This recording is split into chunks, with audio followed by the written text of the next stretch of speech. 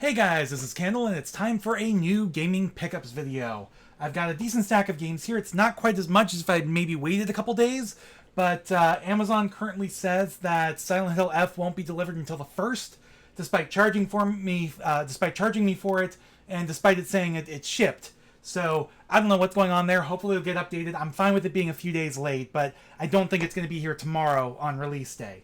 So anyways, we're going to start off here. Again, it's mostly retro stuff. Most of these I have played before, so I can actually somewhat talk about them. We're going to start with them with probably the one of the highest numbers of games I've ever had in a single collection. That is 100 plus great games. This is Millennium Edition, so it came out around the year 2000 for this specific version. Despite that, the system requirements are a Pentium 133 or better, Windows 95 or better, and 16 megabytes of RAM, and a 256 color display. So this is a collection of old computer games, old PC games, meant for DOS, Windows 3.1, Windows 95. You can play them up through at least XP, I think. I haven't really tried installing them on my current computer, which is Windows 11, but I do know that all the DOS-based ones, you would have to use like DOSBox for that. I just don't know if the Windows applications would still run or not. They might be 16-bit or possibly even 8-bit in design, and Windows only supports 32-bit and 64-bit software these days. So that kind of sucks. But I'm definitely glad to add this to my collection, in part because I used to have this as a kid, and I tossed this in the trash, literally tossed it in the trash, probably close to 10 years ago, if not more, back when I was in college. So yeah, over 10 years ago, before I even started YouTube, I think, because I just had a bunch of old computer games. I wasn't really playing it anymore. I wasn't really considering myself a collector at the time, and there was nobody around that would take them, and I didn't feel like, dealing with eBay for something that I knew I was only going to get like a couple bucks for. But still, I'm glad to re-add this back to my collection. Still glad to have it. It's mostly shovelware. It says up at the top here, no shareware, and it's true. These are all full versions of games, but it's mostly shovelware. There's like a handful of arcade clones, a bunch of casino and card games, a bunch of like board game conversions, and I don't mean like Monopoly and stuff like that. I mean like classic old school board games like chess and checkers and stuff like that. There's like a couple sports games, but really, despite this claiming there's 100 plus great games, if you actually go through the menu, there's really only about 50 or so. Now, the reason for that and why they can still claim 100 plus is because a lot of those are actually older game packs, multi-game packs and collections. Like there's a collection with like chess and checkers and backgammon and stuff like that. There's a collection of like different card games all in one application. So, that's how they're counting up to 100 plus, is they're counting every single individual game, even though it's only like 50 different applications. And that said, there's really actually only about 6 to 7 games I think are really worth playing. Maybe up to a dozen or so of that are actually kind of fun. But there's like half a dozen games here that are actually worth playing. There's a trio of platformers called Dr. Goo, where you are a little ball of green goo navigating around various platforming challenges and stuff like that. There are a couple puzzle games, one called Bricks, where you have different bricks and you have to kind of move them around almost Lemming style, except they don't move on their own. But you have to move them around to get them to the right place on the screen. There's another one called Rings of the Magi, which is it's trying to move various rings, colored rings around the screen to get them in certain orders and stuff like that. And then most notably, there is an early first person shooter on here called Escape, where you start off in the in an alien dungeon and you're like fighting off an alien invasion and stuff like that. For the longest time, I misremembered it and thought it was like a demo of Blood for some reason. I have no idea why. But looking at the menu, yeah, it's not like that. But it's still like an early first-person shooter. I think it's from before the Doom clone era, so it's probably more of a Wolfenstein clone. But I would have to actually try it out to figure it out, and I haven't really had time to do that yet. The last game of note on here is Igor. Oh god, let me pull up the reading here so I can read the full title because it's a bit of a mouthful. It's a bit of a doozy. There we go. Is Igor Objective Uikokahonia. Yeah, Uikokahonia. And it is a point-and-click adventure game, which is really kind of interesting. I've never really heard of it outside of this collection, and I never got that far into it. And unfortunately, back when I played it, again, like 15 years ago, there were no guides for it online. I haven't searched around to see if like anybody's put one up on GameFAQs or anything since. I kind of doubt it, but still, definitely glad to add this to my collection. Another game I'm glad to re-add to my collection, another one I got rid of years ago before I considered myself a collector, is Warlock for the Sega Genesis, or as the full title says, Beware the Ultimate Evil of Warlock. However, if you look at the spine, it's just Warlock, so I would categorize this under W. This is a side-scrolling, I believe, stage-based action game that kind of takes after like the early Castlevanias, I think. I haven't played this in years, but I kind of remember it being, kind of a Castlevania clone. This was like Sega's answer to, rather Acclaim's answer, because they're the ones who published this, Acclaim's answer to Capcom's Castlevania series. And I remember it being really interesting. I also remember when I first got my copy as a kid, before I sold it and stuff like that, I'd gone to a local retro shop, and this was back before it was even really a retro shop. It's called The Exchange nowadays. Back then it was the Record Exchange. And they sold, music and movies and video games as well. And I had a Sega Genesis at the time. I believe it was a Genesis 3, because my sister's original Genesis had died, and my mom bought one for me cheap at Toys R Us. But I had a Sega Genesis. I wanted more games. I went in there with my mom, and I saw a couple different games I was interested in.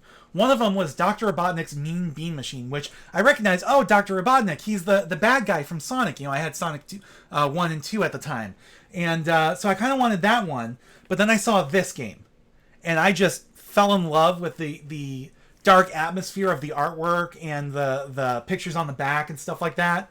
And so I ended up going home with this game, in part because despite its mature theme, mature seeming theme, it is rated kids to adults, which is the old ESRB rating that predates E for Everyone back when they first started doing this. So it's for ages 6+, and I was like, I may have been 8 or 9 at the time, probably no more than 10. So my mom was probably like, oh, okay, I know Michael's, interested in like vampires and dark stuff like that. So but this one's, it's not rated T for teen. It's not rated M for mature. It's not meant for teens or adults. It's meant for kids age 6+. So, okay, fine, whatever. So I went home with this game. I never got that far into it, unfortunately, because I didn't really understand it at the time, and I don't think I had the manual for it. But I do have the manual now. And so I'm very much interested in replaying this game, giving it another honest shot, and seeing, how well it works and whether or not it really is what I thought of it as a kid, which was, again, a Castlevania clone, even though, at the time I didn't even know about Castlevania. So I didn't even know what kind of game this was. I'd never really played anything like it before. But still, definitely glad to add this to my collection. Another one I'm glad to add to my collection, might be a little bit of a surprise, is... You remember how last time I talked about getting Onimusha 1 through 3, and how I already had the HD remaster of Onimusha 1 on Xbox and was probably going to play that? Well, I happened to be at GameStop and saw that they had the PlayStation version, the PS4 version of the Onimusha 1 remaster. So I figured, why the hell not? It was kind of cheapish. So I went ahead and picked it up, and I'm like, I kind of like trophies better than achievements anyways. So I picked it up, I played through it, I really enjoyed it. I'm glad I played the remaster instead of the original, because looking through the manual on the original, it is full tank controls, whereas the remaster allows you to do, quote-unquote modern controls, where you can still, do tank navigation with the D-pad, but the analog stick can either be set up for tank controls or for camera-specific controls. And let me say, I'm really glad that I did this, because I don't like tank controls. Like, I'm fine with them when you have a free camera that's, like, positioned behind the character or whatever, like in Tomb Raider or throughout most of Silent Hill. And even when you've got the fixed camera in Silent Hill, I can kind of deal with it then. But I hate it when it's, like, straight-up Resident Evil style tank controls, and that's what this originally was. And in fact, I talked about it last time, I think, but Onimusha started as a Resident Evil spin-off. not necessarily a direct spin-off. What happened was they were prototyping a couple different ideas for Resident Evil 4 before ultimately going with the game that we got on the GameCube. And one of those was a historical fiction setting in feudal Japan where you are exploring a Japanese castle, kind of like how you explored the manor in Resident Evil 1 and fighting demons. And so that ended up becoming Onimusha, and it became more action-packed, action-based as the franchise went on. But it's still very much got that Resident Evil identity in the first game here. I haven't played the others yet, mostly because I know there's a remaster of the second game, but it came out in May, and there is no physical version of it. And me being a collector, I prefer physical versions if I can get them. So I haven't yet dropped the money on getting the digital version because it's like $30. I'm kind of hoping maybe Capcom will change their mind and put out a physical release, later on. But I don't know if they actually will, because apparently the HD remaster for Onimusha 1 did not sell very well physically on Xbox and PS4. But I'm hoping, again, with the new game coming out next year, that they'll put out more remasters, more physical versions. So I'm hoping to play those as time goes on, or if need be, I'll go back play the PS2 versions, or maybe Capcom will put the PS2 versions up on PSN. Who knows? Definitely glad to add this to my collection, though. I am now only missing 4 Onimusha games. One is a port of the first game to the original Xbox called Genma Onimusha, where it has a higher difficulty mode, has a couple extended cutscenes, and a couple other extra features. A lot of games that were moving from the PS2 to the Xbox back then did that. Like Silent Hill 2 had the I can't remember what it was called, but it was the extra scenario with Maria and stuff like that. But under released on the PS2 as Silent Hill 2 on the Xbox as Silent Hill 2 Restless Dreams. So definitely glad to add this to my collection.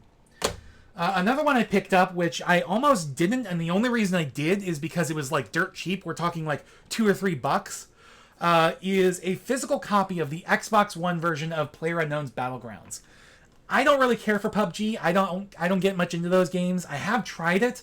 The only reason I picked this up was because it was dirt cheap, and I already have a digital copy on Xbox that I had gotten free with my Xbox One X when I bought that. So I'm definitely glad to have a physical copy. I didn't even know they produced a physical copy for this game because it's such an online focused game. Like, you can only play it online. So why would you produce a physical copy for those games in the day and age where like half of your sales are online, typically anyways?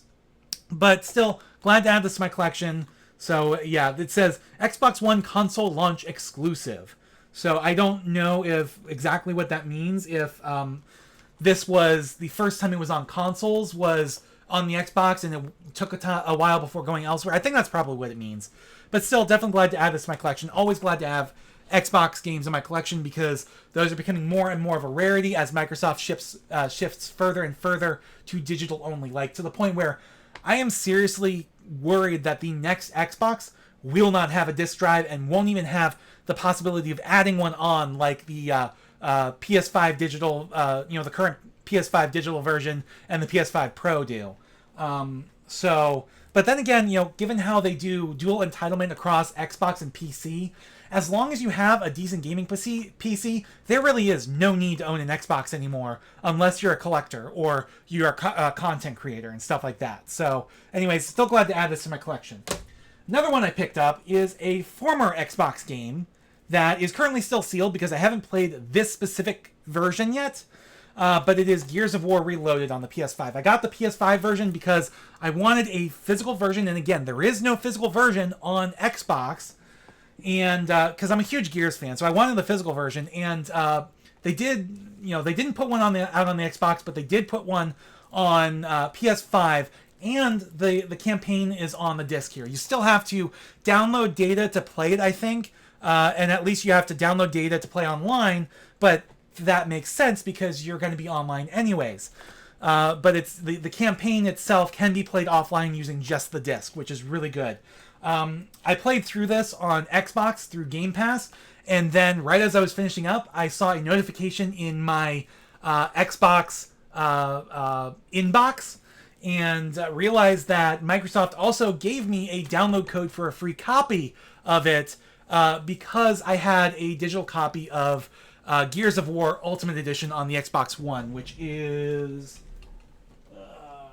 right here. Right here. I have a physical copy of this as well, but I did get a digital copy included with, I think, the Gears of War 4 Ultimate Edition. Yeah. Which I had actually picked up secondhand. Like, I got this pre-owned and was surprised that it included that the download code for the previous games here was included. So definitely glad to add that. And I think, like I said, it was either in this that included a digital copy of Ultimate Edition. So yeah, it's not in Gears 4. Maybe it's Gears 5 that had it. I don't know.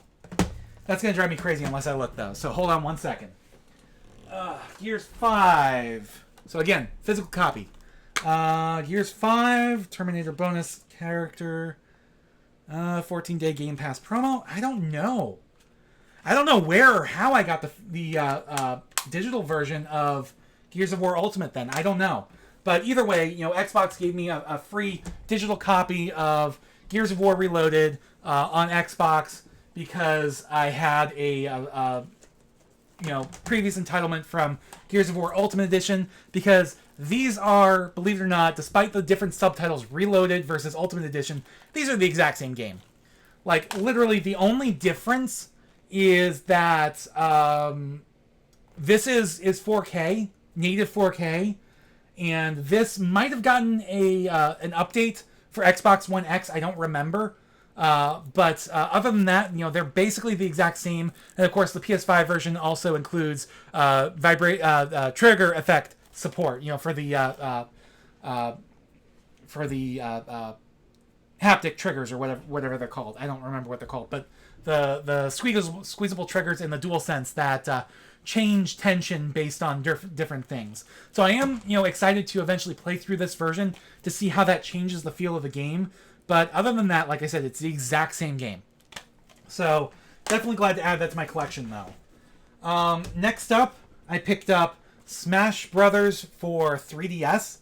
This is a weird game. It is the only handheld entry in the franchise unless you count Ultimate on the Switch, which, I mean, the Switch is a hybrid console, so you can play it on the go in handheld. But this was weird because they actually did two different versions of Smash 4. And, because you had the original Super Smash Brothers, then Smash Brothers Melee, then Smash Brawl, and then there was Super Smash Brothers 4, where instead of using the number 4, they used the word 4, because they did two versions, one for the 3DS and one for the Wii U.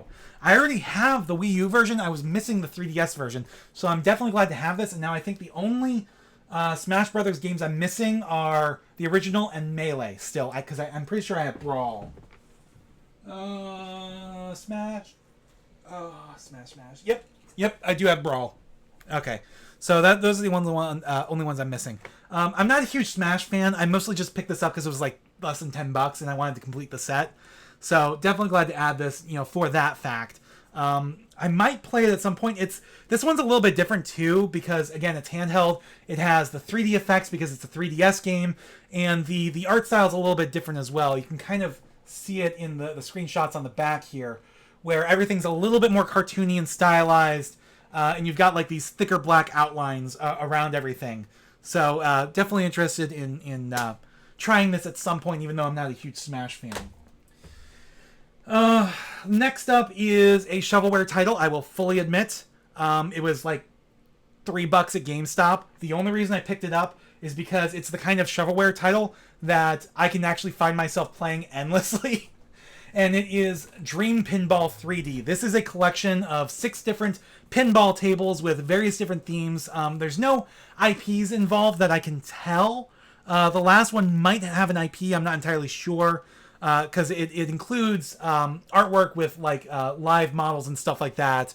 but all the rest are just kind of generic themes. They're still, somewhat interesting tables and stuff like that. So I'm always glad to add a new pinball collection to my thing. We have a Knights Tournament, which is a medieval jousting themed table. You have Monsters, which is sci-fi horror themed. Aquatic, which is like deep ocean, sea animals like fish and sharks and squid and stuff like that. Dino Wars, which takes you back in time to the land of to the land before time, although not that IP. It's got like dinosaur stuff. Spinning Rotors, which is an odd one. I think it's supposed to be more modeled after like action movies, maybe, but it's based around a helicopter with a spinning blade on the field. I don't know if you can see it because they show a picture of the lower bottom of the lower end of the board right here, but I don't know if you can see it very well. It's not a very high resolution image, unfortunately. But yeah, there's like a helicopter with spinning rotors on it. That's why it's called Spinning Rotors. And it's like about like all the various things helicopters do, from like car chases to fighting fires to medevac rescues to military actions and stuff like that. And then the last one is it's more of a fantasy theme called Amber Moon. And that's the one that actually has live models, including artwork depicting a scantily clad, not obviously scantily clad because this is E10 plus, but a somewhat scantily clad, attractive woman.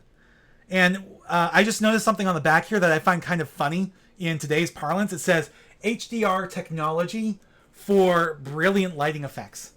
There were like no commercially available consumer TVs that supported HDR back then, nor did the Wii support HDR. What they're actually talking about isn't like HDR, high dynamic range as we think of it now as a display technology to give you, better, more vibrant and deeper colors and, truer to life colors and stuff like that.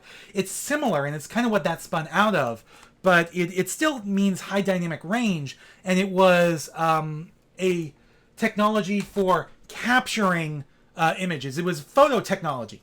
Back then, it was it wasn't so much for displays, but it's photo technologies, and you saw it mostly in like DSLR cameras that did that, where it would capture a higher dynamic color range for truer to life images and stuff like that. And the only reason the only two reasons I actually know that technology exists is because my dad, as a real estate appraiser, had some decently not like truly high end, but some decently higher, mid to high end photography equipment when I was a kid. He didn't have like the huge lenses or anything like that, but he had a digital camera back when there were these huge bulky things, because he was a real estate appraiser and needed to take decent photos of the properties he was viewing, so that for his reports and stuff like that. So that's reason number one why I know about HDR image technology like that. The other reason is because I went to school for video game design, and this was, again, back before modern HDR display technology, so people were using it back then, like you see in this game here, for lighting effects in games and texture mapping and stuff like that, when using creating textures for models and stuff. So definitely interesting to see that called out in what is otherwise a shovelware game from a developer I've never heard of before called South Peak Games. Developed by Topware Interactive. I guess it was published by South Peak Games. Either way, it's still shovelware on the Wii. Still glad to have it. Next up is a collection that I am on the PS3. I'm glad to have. It is the Journey Collector's Edition. So Journey is this really nice. It was originally a digital only game on the PS3 from a studio called That Game Company.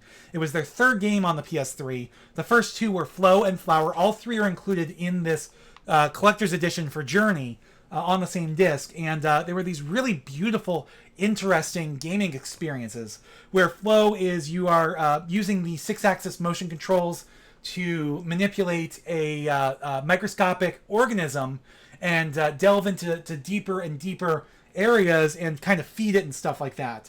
Then Flower was, again, 6-axis control, where you're guiding a group of flower petals on the wind to try to reawaken life in the wilderness and stuff like that. Bring color back to the wild and stuff like that.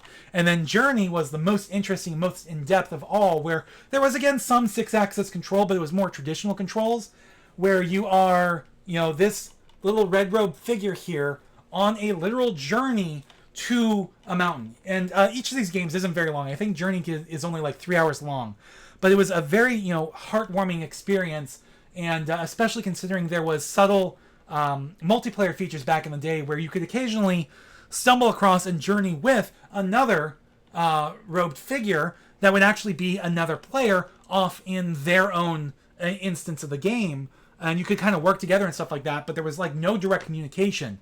You just had movement and a jump and a button to chime at each other. And it was still, very interesting, very lovely to play. All three of these games have since been ported to the PS4 and are playable on PS5. I would highly recommend giving them a go if you're into that sort of thing.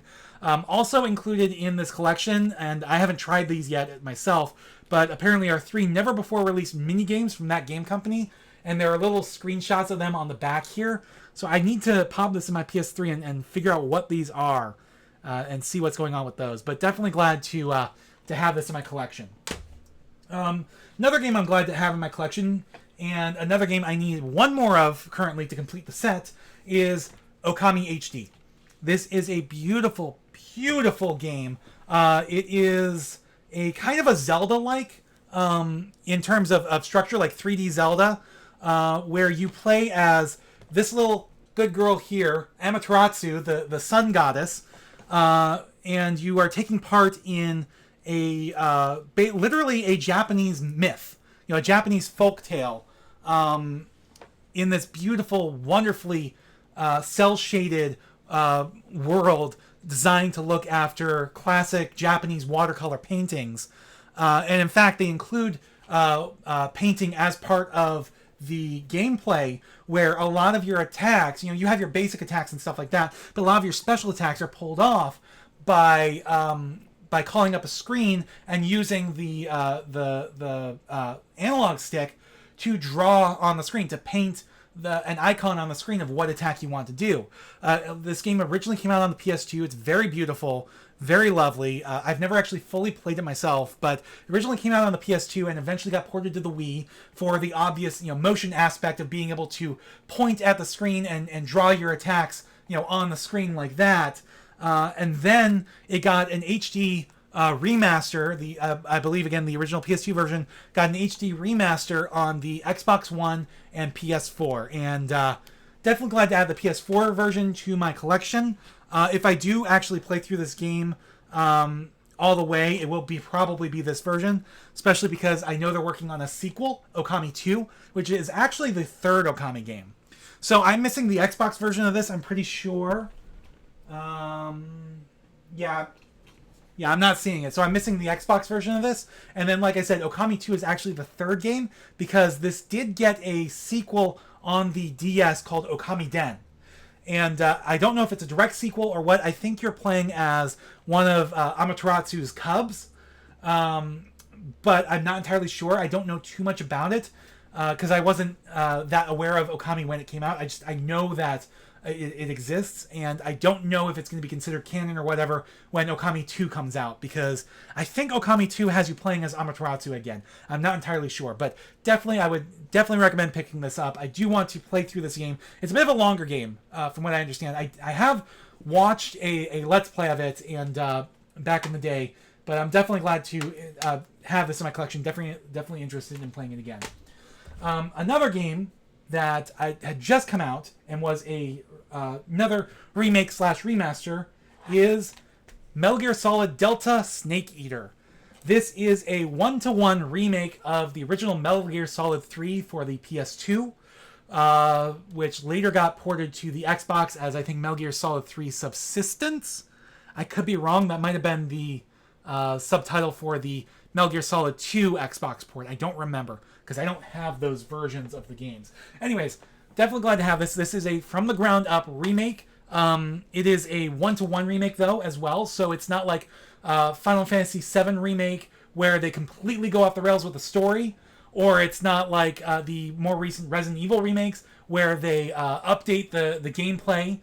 Instead, this is much more like the remake that was Gears of War Ultimate Edition, where they basically redid all of the assets, or even like the more recent Last of Us Part 1 on PS5, where again they redid all of the assets, but it's still the exact same game underneath. They did do some quality of life improvements. There is now a third person over the shoulder camera, though you can still play it in the classic legacy mode where the camera is, at a distance up above everything. Other than that, it is, like I said, it's a one-to-one remake.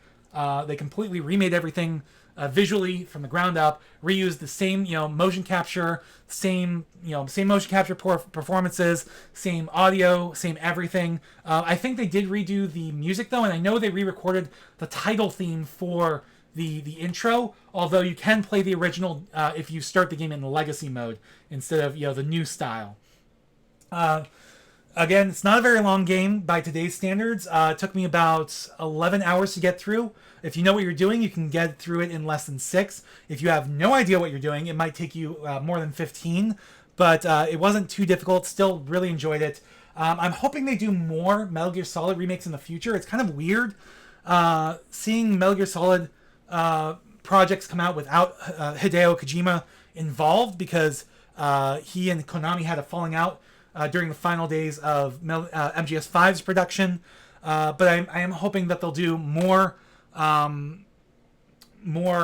remasters in the future. I understand, though, why they started with Metal Gear Solid 3. They likely did it for 2 reasons. First off, it is one of the most well-known, most popular games in the franchise. It's the fan favorite, basically. It's the one pretty much everybody loves. And as a result, they knew they could, they would have some strong sales because of that. But also, chronologically, despite being the 3rd game in the series and like the 5th canonical game in the franchise overall, because Metal Gear Snake's Revenge, I think, doesn't count. I could be wrong. It might be... Metal Gear Snake's Revenge doesn't count. It's actually chronologically the very first. Like, this is where the Metal Gear timeline starts, which spans all of the Metal Gear Solid games, as well as the original 2 NES games, Metal Gear and Metal Gear 2 Solid Snake. So this is where it all starts, and this tells the story of how Big Boss became Big Boss. So definitely interested in more Metal Gear stuff. I'm hoping that they'll do, follow it up with like Metal Gear Alpha, Metal Gear Beta, do 1 and 2, and then hopefully Metal Gear, what is it, Gamma is the 4th letter, or is it Delta? I think it's Alpha, Beta, no, this is Delta. Alpha, Beta, Delta, Gamma would be, I think, the 4th letter, and do a remaster of Metal Gear Solid 4, which is currently still stuck on the PS3. Like, that is the only way you can play that game legally, is on a PS3, unless it might be available for streaming on PlayStation Plus through for PS4 and PS5, but it's still, that PS3 version of the game, because it never got ported to another system, before, during, or since it came out. So anyways, that is it for this stack of games. Definitely glad to add this to my collection. There was one I had talked about last time that I had planned to get but haven't picked up yet, and that is Lost Soul Aside. I am still interested in that game. However, again, like I said at the beginning of the video, with Amazon getting a little funky with my Silent Hill F pre-order, which may or may not be here tomorrow or within the next week or so, they got funky with my Lost Soul Aside pre-order, to the point where it was saying it wasn't going to be here for a week late. Then it was saying, oh, we missed your delivery date. If you want to maintain this order, go ahead and click confirm, and we'll send it to you as soon as it comes in. And I ended up canceling it. And I was kind of glad that I did, because I saw the reviews for it, and they are not good. Like, last I checked, I haven't checked since a day or two after it came out, but last I checked, it was sitting at a Metacritic somewhere around 55 to 60, which is not good.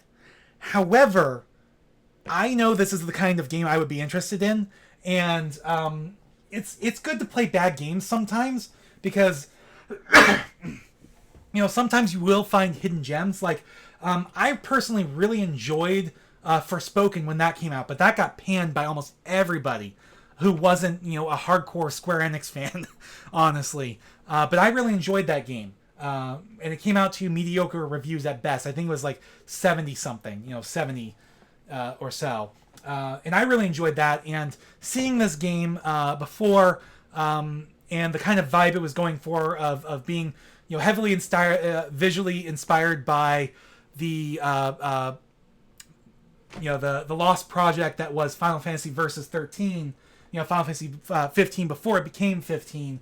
I am still very much interested in that game. I'm waiting for the price to come down a bit. I'm not sure I want to spend $60 on it with the review scores as low as they are, but I do still want to play it at some point, so I'll get it at some point in the future. Other than that, like I said, Silent Hill F is coming up soon. Final Fantasy Chronicles Remaster is next week. Few days after that is Ghost of Yotei, so I'm going to be having more games come then, and I am sitting now at, I believe, 1232 games, which means I only need 18 more to meet my goal of 1250 games by the end of the year. So I should be able to manage easily with an average of 6 games a month for the rest of the year. So anyways, that is it for now. I will see you guys next time. Thanks for watching. Please remember to comment, rate, and subscribe.